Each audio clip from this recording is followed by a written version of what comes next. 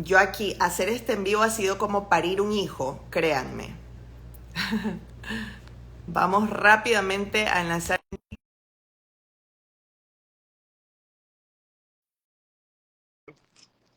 Ay, ustedes son lo máximo. Se vuelven a conectar la misma cantidad de personas así de rápido. Estábamos hablando con Endica Montiel desde España. Un saludo a toda la gente de España que está también aquí conectada. Son allá aproximadamente casi las 7 de la noche y estamos hablando sobre cómo Ale, ¿qué iniciar su pasó? estilo de ¿Qué te alimentación. pasó? No, no sé, yo estaba súper inspirada hablando y de repente se cerró la aplicación como tal. Yo creo que puede estar la industria alimenticia aquí queriendo hacer alguna especie de mafia y no nos quiere dejar hablar. Seguro, algo Pero pasa. algo pasa. En todo caso, lo que yo quería decir es que básicamente esto yo quiero transmitir con mi proyecto Keto y hacerle entender a la gente, es lo que más les digo. Si bien el proyecto Keto dura semanas, y en esas 5 semanas tienes tu coaching de motivación, tienes a tu nutricionista que está pendiente de ti, tienes el grupo de apoyo de WhatsApp, tienes cartas, tienes las rutinas de ejercicios en 4 horarios diferentes. Yo les digo, en esas 5 semanas no vas a cambiar todos los hábitos de mala alimentación que tienes.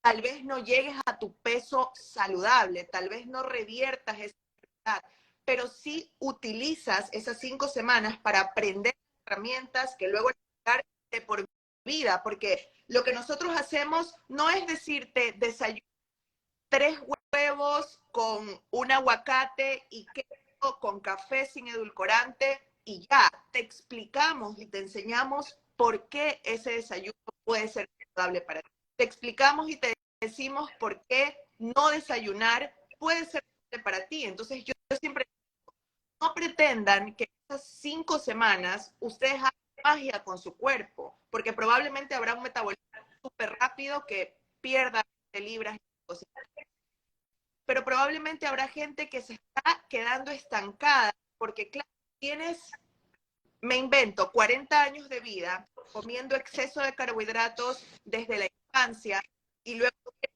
un proyecto de 5 semanas revertir todo eso. Entonces, hay que ser conscientes, Indica, de que el cambio toma tiempo, los resultados toman tiempo, pero este proceso y sobre todo enamorarse. Yo me enamoré de este proceso de vida y a mí me preguntan a veces, ¿hasta cuándo vas a entrenar? ¿Y por qué haces CrossFit si tú ya estás flaca? ¿Hasta cuándo vas a hacer dieta keto? Y yo digo, hasta que Dios me dé vida, porque para hacer ejercicios es una celebración de salud, de que estoy sana, de que tengo mis extremidades. Comer sano es parte de mi forma de vida y es lo que me da energía y es lo que me permite estar al 1000 en el canal, en reuniones, en mi proyecto Keto, o sea, parte de mí y de eso yo quiero contagiar a la gente, de que se atreva a enamorarse del Sí, proceso. yo creo que es así. Al final, yo creo que, Ale, nosotros tenemos que motivar a las personas a que realicen un cambio y que en ese cambio poco a poco se vayan conociendo. Creo que es importante esto, ¿no? Que tampoco tenemos la verdad absoluta, pero cada uno tenemos que intentar descubrir esa verdad absoluta.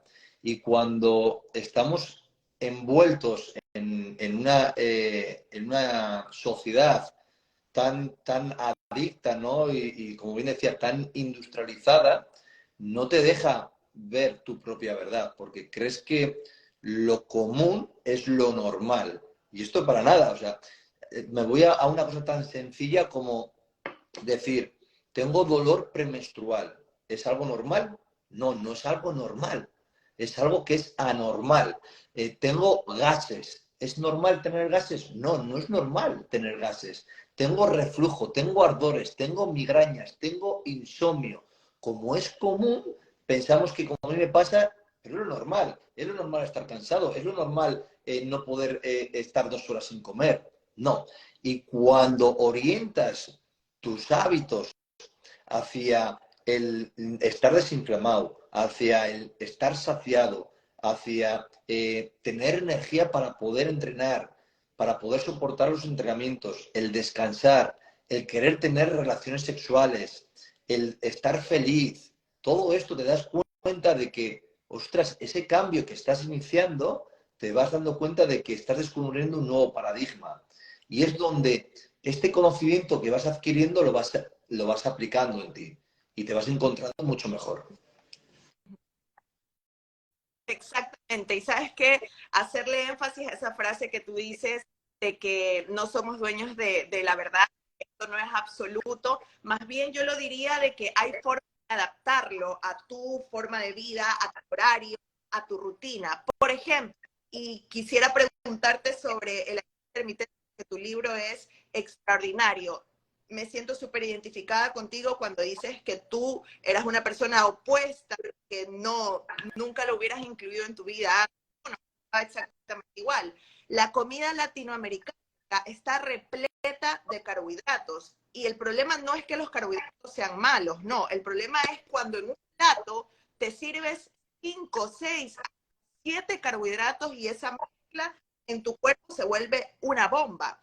Entonces yo, obviamente como muchísimos latinoamericanos, estaba acostumbrada a comer así, a levantarme, porque primero quería hacer era desayunar un plato que en mi país se llama bolón, que es básicamente como una boleta de plátano verde que lleva queso y que lleva chicharrón. Era una mezcla bastante inflamatoria para comerla como la primera comida del día. Y eso exactamente igual. Encontré en una forma de vida que a mis horas, a mi trabajo, a cómo yo me voy sintiendo. Por ejemplo, una de las cosas más grandes que descubrí a través del ayuno fue la energía que yo sentía, porque te digo que a mis 4 años estaba baja de energía todo el tiempo. Lo opuesto pasó haciendo ayuno. Sentí muchísima energía y sobre todo enfoque a la hora de trabajar. O sea, yo busco estar en ayuno intermitente horas de trabajo, 6, 7, 8 horas. No me meto nada de comida, pero ni siquiera pico, estoy solamente con agua, con sal para estar correctamente hidratada y ya.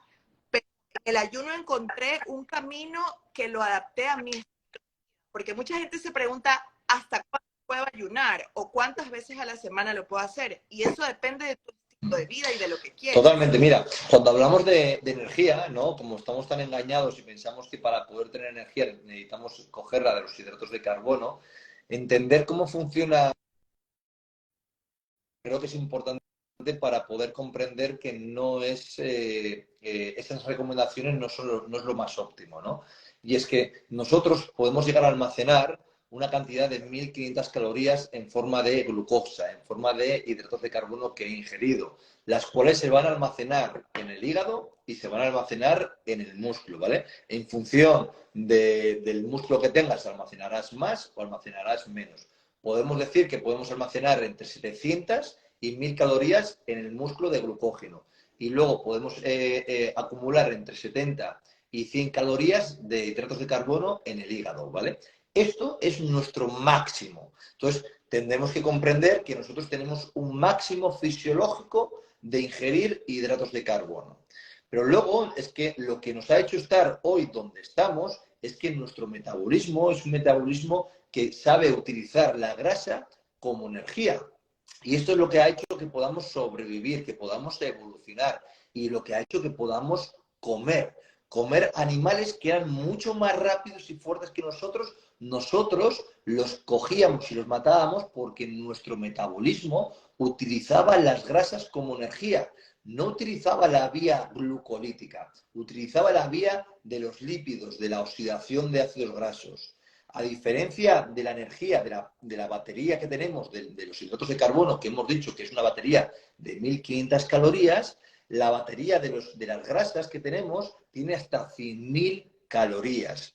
Esto es lo que hacía que estos animales, como puede ser un león, un leopardo, que eran mucho más rápidos que nosotros los cazábamos porque íbamos andando y se cansaban ellos antes que nosotros, porque ellos no sabían utilizar esa vía energética. Y esto es lo que hacía que nosotros podamos obtener estos alimentos, ¿no? Entonces, para comprender que la grasa es una fuente energética mucho más abundante y sostenible en el ser humano que el hidrato de carbono, nos tenemos que hacer ver que lo esencial y necesario es saber utilizar esta grasa. y dejar de acumularla. Porque el ser humano actual no sabe utilizarla, pero sabe acumularla. Por eso cada vez nos encontramos con más obesidad.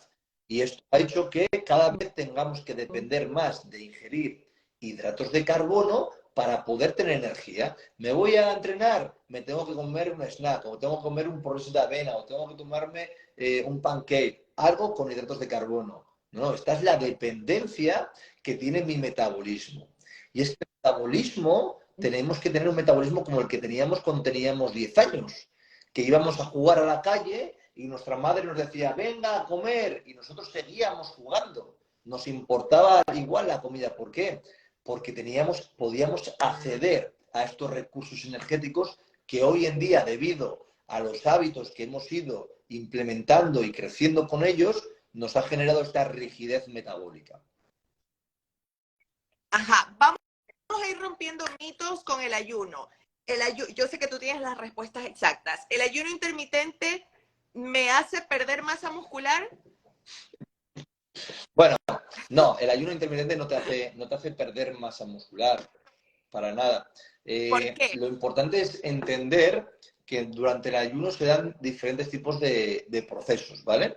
Y uno de los procesos que se da, Ale, es que aumentan los cuerpos cetónicos, y estos cuerpos cetónicos, como sabemos que es el beta-hidroxibutyrato, es un cuerpo cetónico que es anticatabólico. Significa que lo que hace es proteger la masa muscular. Si algo quiere la biología, es que tu cuerpo no pierda masa muscular, porque evolutivamente, dentro de nuestros genes, esa masa muscular está hecha para correr, para saltar, para sprintar, ¿vale? Entonces, lo último que vamos a querer perder es la masa muscular. Durante este ayuno, como bien hemos dicho, hemos creado más cuerpos cetónicos, los cuales protegen. Otra de las cosas que genera el ayuno es que hay una disminución de una hormona, que es la hormona de la insulina. Cuando el patrón de la hormona de la insulina disminuye, hay otras hormonas que aumentan, entre ellas es el glucagón y la hormona de crecimiento. Sabemos a través de diferentes estudios que durante el ayuno la hormona de crecimiento aumenta hasta un 2000%. Este 2000% no es anabólico, es anticatabólico. Pero lo más importante del ayuno, Ale, no es la ventana en la que no estamos comiendo. La ventana más importante es la ventana en la que comemos, la de la reposición, ¿vale? Por lo tanto, no pasa absolutamente nada que tú vayas a entrenar en ayuno y que estés prolongando un ayuno hasta el mediodía, siempre y cuando posteriormente le estés dando a tu cuerpo la cantidad, por ejemplo, de proteína que necesita. Este macronutriente tan importante a la hora de mantener o desarrollar la masa muscular. Porque lo que va a generarnos esa masa muscular o limitar esa pérdida de masa muscular es lo que sabemos como se denomina la síntesis proteica, ¿vale? Que es la cantidad de aminoácidos que tenemos en el plasma sanguíneo, ¿vale? Pero lo importante es entender que necesitamos una cantidad alta de proteínas, más de lo que la gente piensa, para poder crear o poder sostener nuestra masa muscular. Porque tú, por ejemplo, de la cantidad total de proteína que ingieres, esto es muy interesante y la gente lo desconoce, toda la cantidad de proteína que has ingerido durante todo el día, solo el 10% va a ir destinado a la síntesis proteica. Solo un 10% va a ir destinado a elaborar o mantener la masa muscular. El resto de proteínas van a generar otras funciones y otras señales, como puede ser la de reparar, la de metabolizar, la de crear enzimas, ¿vale? Entonces, por eso es tan importante aumentar un poquito más la cantidad de proteínas en una alimentación keto o de ayuno versus a una alimentación con hidratos de carbono, ¿vale? Esto es súper importante entenderlo y no tener... ¿Por qué? Porque además es mucho más saciante y algo que le ocurre al ser humano actual es que nunca se sacia, no se queda lleno, ¿no? ¿Y cómo llego a mi saciedad, a estar lleno, a estar en paz, a liberarme de la comida? Aumentando un poquito más la proteína, que la va a utilizar mi cuerpo como en diferentes tipos de recursos, como hemos hablado. Exactamente.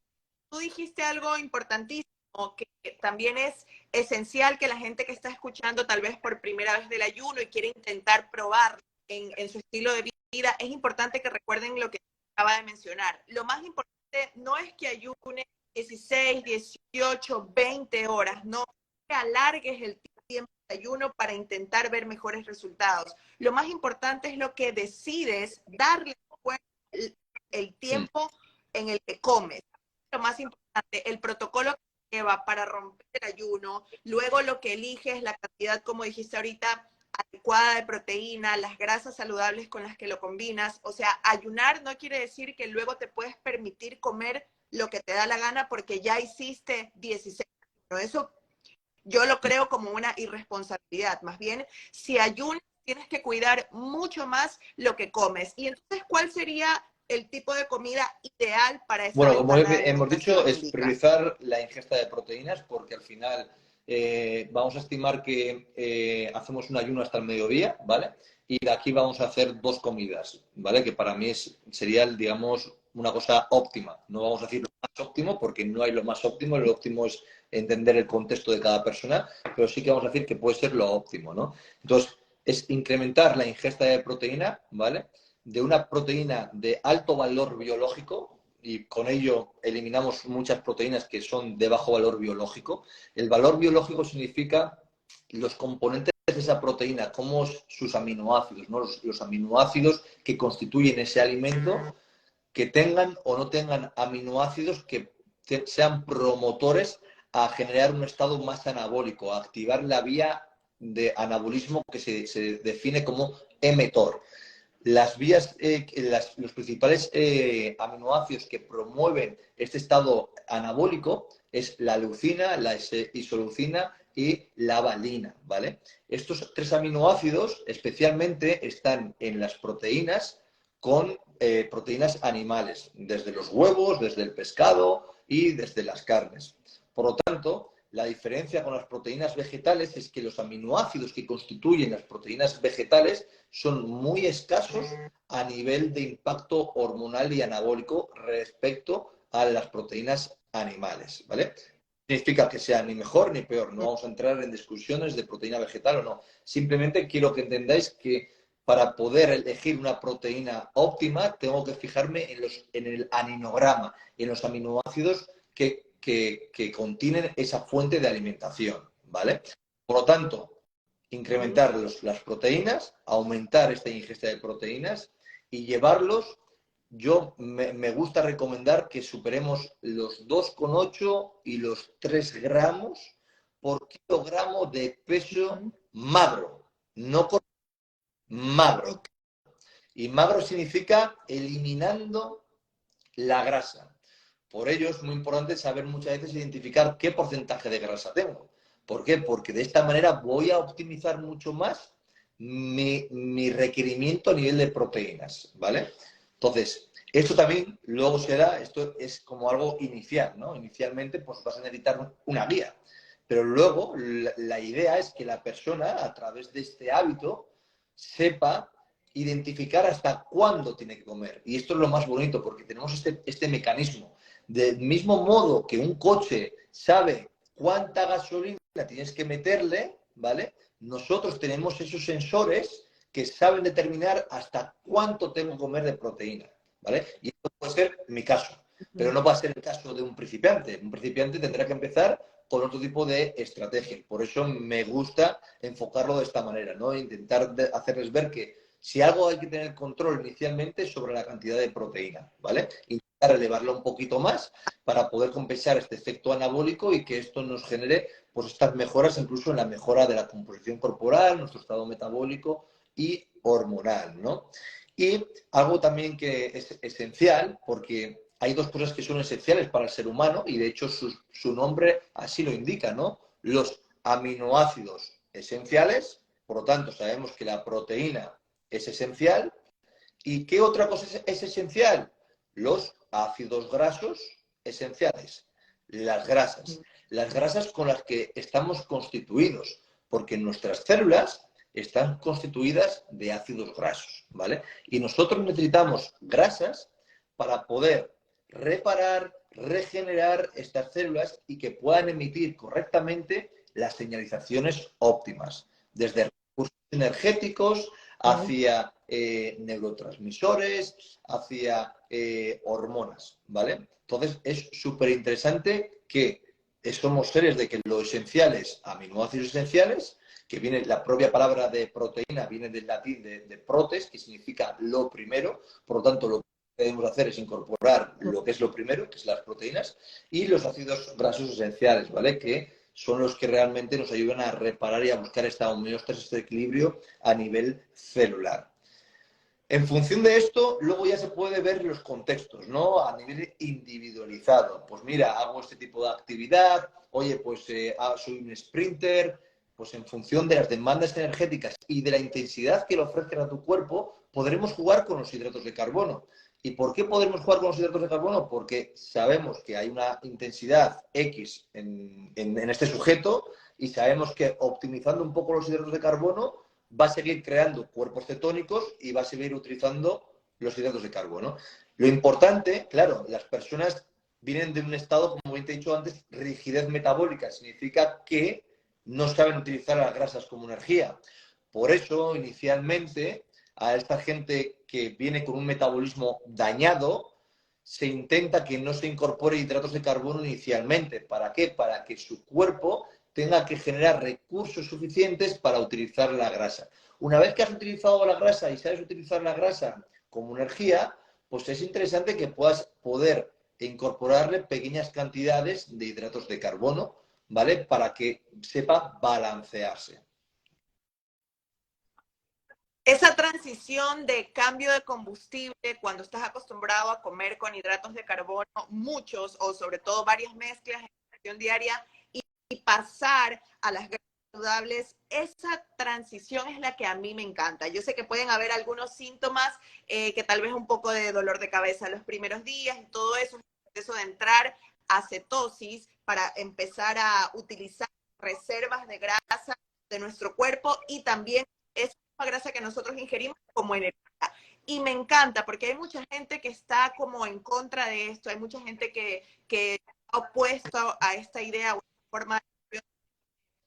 Son necesarios los carbohidratos y un montón de teorías más que yo personalmente he por lo menos derribado de mi cabeza y he comprobado que no son necesarios, al menos para tener energía, ni para nada de eso. Gozo de un estado de salud óptimo y me siento bien, que es importante. Me di cuenta que no los necesito con el tiempo. ¿Por qué? Porque mi combustible ideal se volvió la grasa. Y no solo es el combustible ideal de las células, indica, sino también para el cerebro. ¿Le puedes explicar a la gente por bueno, qué? Es bien sencillo. Al final, pensamos que nuestro cerebro funciona con azúcar, ¿no? Y de una manera reduccionista es así. Al final, el cuerpo, si tiene glucosa, pues hace que nuestro cerebro funcione con glucosa.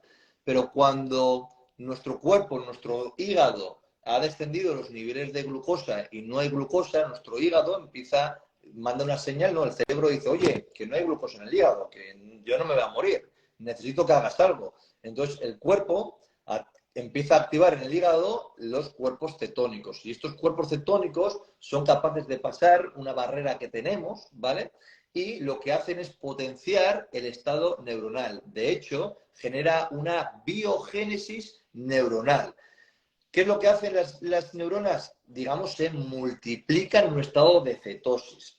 Pero no solo esto, sino es que estos cuerpos cetónicos generan un aumento de la hormona de crecimiento de las neuronas, que se denomina factor neurotrófico derivado del cerebro. Y son los únicos que son capaces de crear esta hormona. Y cuando esta hormona, el factor neurotrófico derivado del cerebro, aumenta, generas más neuroplasticidad, más conexiones entre las neuronas. Por eso, en 1935, la dieta cetogénica se utilizaba como tratamiento para las epilepsias o el autismo, porque si realmente tiene un impacto muy fuerte la dieta cetogénica, es para el estado cognitivo, para el rendimiento cognitivo, para el foco, para la atención, para la motivación, para la claridad mental, para la depresión, ¿vale? Entonces, terapéuticamente sabemos que tiene un gran impacto que se viene utilizando. Entonces, una herramienta terapéutica con evidencia científica lo primero es que es indiscutible. O sea, esto no puede ser malo. Cuando sana lo que te ha enfermado, la forma de alimentarte, de comer hidratos de carbono, azúcar a todas horas, o sea, lo que te sana, esto no entra en cabeza de nadie que algo que sane pueda enfermarte. Eso por ahí. Pero, claro, sabemos como, por ejemplo, personas que están estudiando, opositores. Yo tengo personas que trabajan en la bolsa, que solo pueden estar en un estado de cetosis porque están mucho más atentos, mucho más concentrados. Y esto es porque los cuerpos cetónicos están haciendo una gran función, ¿no? De hecho, sabemos que la glucosa genera este empeoramiento del rendimiento, apatía, bostezos, cansancio. Y esto es lo que hace que vayas perdiendo poco foco. En cambio, el otro estado, como bien te he dicho, potencia los neurotransmisores, la biogénesis mitocondrial, la neuroplasticidad, el factor neurotrófico derivado del cerebro, aumentan las catecolaminas, la adrenalina, aumenta neurotransmisores como puede ser la dopamina, la beta-oresina A, que es ese neurotransmisor que nos ayuda a estar mucho más atento, mucho más concentrado. Esto no hay duda. O sea, si tú estudias esto, lo ves. Indica, tengo una pregunta de una seguidora que me parece súper interesante. Vive Violeta Silva. Dice, Ale, me gustaría que les pregunta, tengo trombosis crónica. Quiero saber si puedo Sí, lo hacer la primero que dieta. habría que ver es por qué tienes la trombosis. Espero que no sea por la vacuna. Eso es punto número uno. Y punto número dos, por supuesto que puedes hacer una dieta cetogénica. De hecho, una de las cosas para mejorar esos coágulos es incorporar o trabajar los ácidos grasos y es lo que hace que principalmente bajes las citoquinas proinflamatorias de tu cuerpo, mejores la homocisteína, que tus arterias tengan mucha más elasticidad, aumente la elasticidad y esto hace que haya menos riesgo de ese trombo, de esa ruptura, ¿no? Y por lo tanto, uno de los grandes riesgos que hay en el trombo es que las partículas que van dentro de ese vaso sanguíneo se gliquen, esas proteínas se caramelicen, ¿vale? Y esto es cuando hay que descender rápidamente los niveles de insulina y de glucosa. Esa mujer seguramente esté en un estado de hiperglucosis, de hiperinsulinemia, en una homocisteína alta, rigidez en los vasos sanguíneos, un aumento de citoquinas.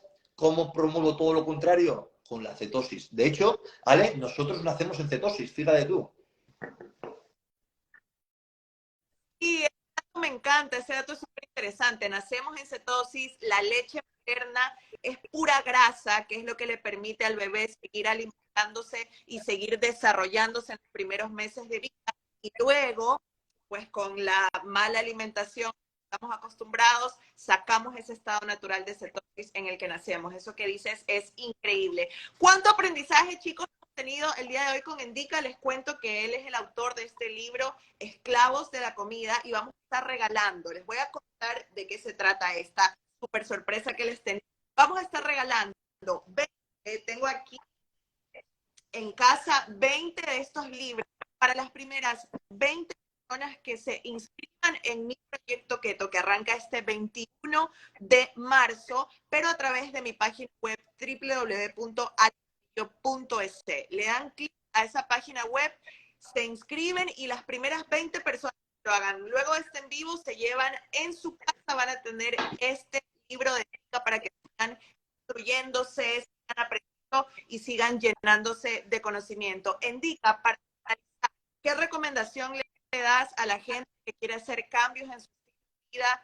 ¿Qué les das a esos que tal vez están un poco perdidos, sedentarios en el sofá, con sobrepeso y dicen, yo tengo ganas de hacer un cambio? ¿Qué les dices a ellos?